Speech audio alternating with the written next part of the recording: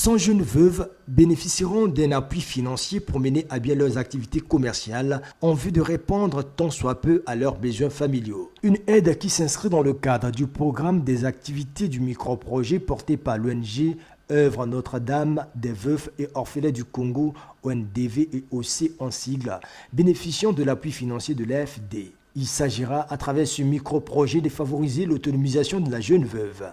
Nous allons apporter un appui à 100 jeunes veuves.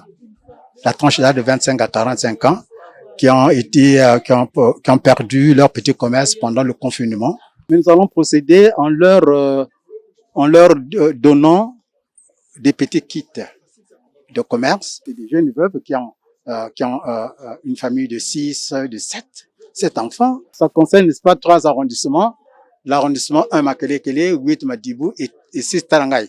Lors du lancement de ce micro-projet qui offre à la jeune veuve victime des pratiques dégradantes l'occasion de se relever, plusieurs langues se sont dédiées pour appeler à la prise de conscience collective. Nous avons un regard particulier pour ces jeunes veuves parce qu'ils ne peuvent pas garder le veuvage là durant toute leur vie.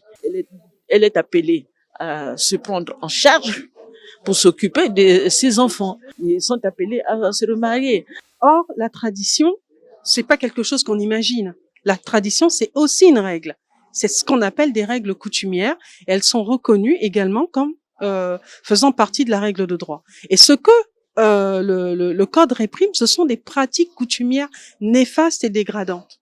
Pour nous, lorsqu'il va falloir vulgariser le Code de la famille, il faut aussi vulgariser les codes coutumiers pour que les personnes sachent que là, lorsqu'on vous envoie dans telle direction, c'est pas une coutume, c'est une pratique dégradante, une pratique qui va réduire votre dignité. L'ONG ONDV et OC en partenariat avec CEFSI et PCPA Congo par le biais de ce micro-projet intitulé « Droit et autonomisation socio-économique de la veuve » reste à l'écoute des jeunes veuves au Congo pour favoriser leur relèvement.